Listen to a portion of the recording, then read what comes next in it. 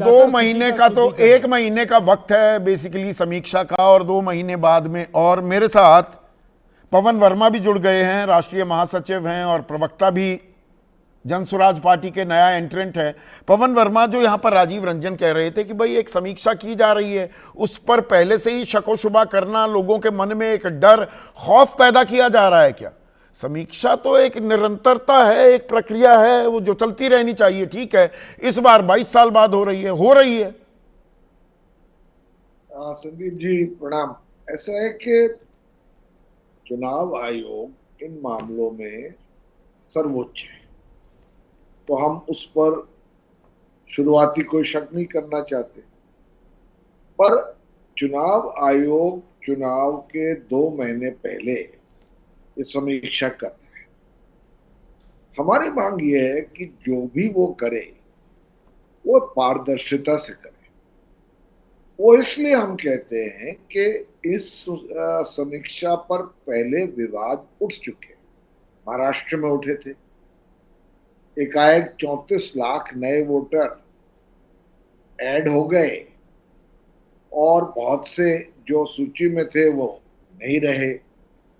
तो हमारी गुजारिश ये है कि अगर चुनाव आयोग ऐसी समीक्षा करना चाहता है तो सबसे पहले उसमें पारदर्शिता होनी चाहिए।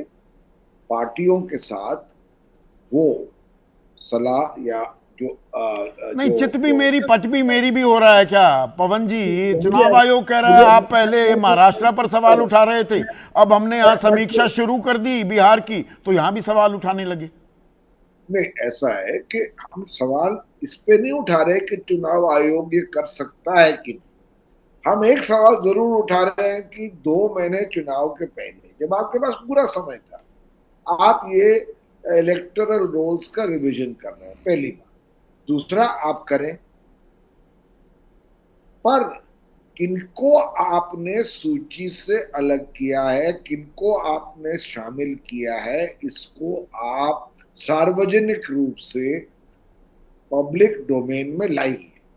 क्योंकि पहले भी ऐसी एक समीक्षा की एक्सरसाइज शक के घेरे में थी। उस पर मामला कई बार कई पार्टियों ने, कांग्रेस पार्टी ने उठाया था और सबूत के साथ उठाया था कि 34 लाख वोटर कैसे महाराष्ट्र में 1.5 महीने के अंदर जुड़ गए। तो शक का दायरा यह है कि कहीं ऐसे लोग ना जोड़े जा रहे हो। नहीं, पर यहाँ पर विपक्ष का ये कहना, अभी अभिषेक मनु सिंह भी थे पवन जी आपके आने से पहले, वो कह रहे हैं 2 करोड़ वोटरों का हक छीन लिया जाएगा। अब आप ये खौफ पैदा कर रहे हैं क्या, डरा रहे हैं? नहीं नहीं, मैं कोई आरोप नहीं लगा रहा चुनाव आयोग की निष्पक्षता।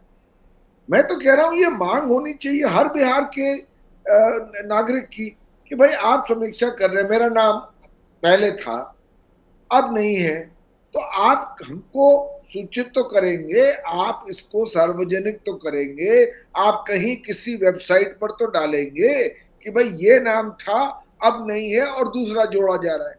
फेयर पॉइंट है आपका। ये जन स्वराज पार्टी की तरफ से एक अहम जो सुझाव आ रहा है, आप जुड़े, आपका भी शुक्रिया। लेकिन